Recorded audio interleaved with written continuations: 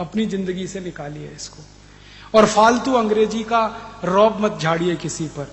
मुझे बहुत सारे लोग ऐसे मूर्ख मिलते हैं, वो अंग्रेजी में बात करते हैं, मराठी आती है फिर भी अंग्रेजी में बोलते हैं, हो Rajiv Dixit, she is my Mrs.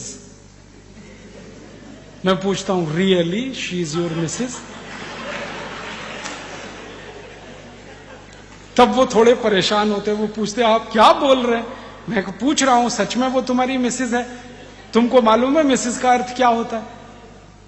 Mrs शब्द का अर्थ क्या है?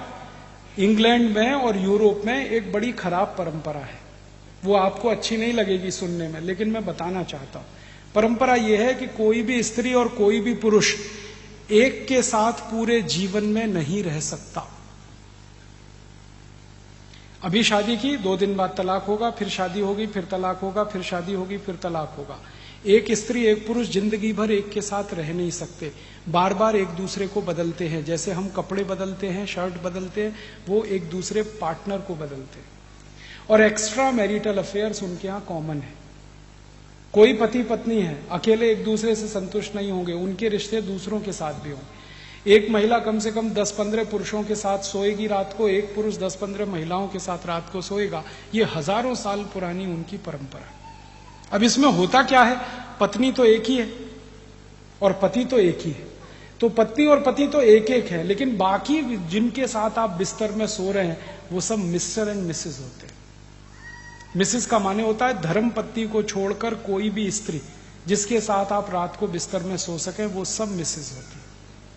और यहां अच्छी खासी धर्म पत्नी को हम मिसेस बनाने में लगे हुए हैं। Oh she is my Mrs. तब मैं पूछता हूं, really she is your Mrs? और मिस्टर इसका उल्टा है, पति को छोड़कर कोई भी पुरुष जिसके साथ बिस्तर में सोए वो मिस्टर है। तो यहां का पति मिस्टर नहीं है और यहां की पत्नी मिसेस नहीं है। और हमारे पास कितना सुंदर शब्द है पत्नी के लिए, श्रीमती। श्री माने लक्ष्मी, मति माने बुद्धि। सरस्वती और लक्ष्मी दोनों एक साथ, वो श्रीमती, वो मिसेस नहीं। आप मत बोलिए ये शब्द का, मिस्टर भी मत बोलिए। और सबसे खराब शब्द अंग्रेजी का है मैडम। हम अक्सर बोलते रहते हैं मैडम मैडम मैडम। मैडम जानते हैं कौन होती है? यूरोप में जो वैश्या घर होते हैं, उन वैश्या घरों को संचालित करने वाली जो मुख्य वैश्या होती है उसको मैडम कहते हैं। और यहां हम अपनी बहन को मैडम कह देते हैं, अपनी पत्नी को मैडम कह देते हैं, किसी को भी मैडम कह देते हैं। और यहां की स्त्रियां मैडम कहलवाती हैं, मैडम बोल। इतना दिमाग खराब है। मेरी आपको हाथ जोड़कर विनती है कि जिन अंग्रेजी शब्दों के अर्थ आप नहीं जानते, कृपया करके उनको मत इस्तेमाल करिए, नहीं तो बहुत मुश्किल आती है। क्यों फालतू में? हमारे पास या तो मराठी शब्द ना हो तो हम अंग्रेजी में बोल रहे हैं, या हिंदी में शब्द ना हो, या संस्कृत में ना हो। दुनिया के सबसे ज्यादा शब्द तो संस्कृत में है। जो भाषा में धातु रूप और शब्द रूप दोनों अलग अलग होते हैं, उस भाषा में करोड़ों शब्द बन सकते हैं।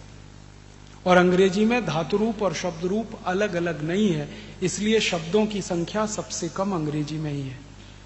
अंग्रेजी से अच्छी तो फ्रेंच है। फ्रेंच में धातु रूप अलग है, शब्द रूप अलग है। जैसे संस्कृत में है वैसे ही फ्रेंच में।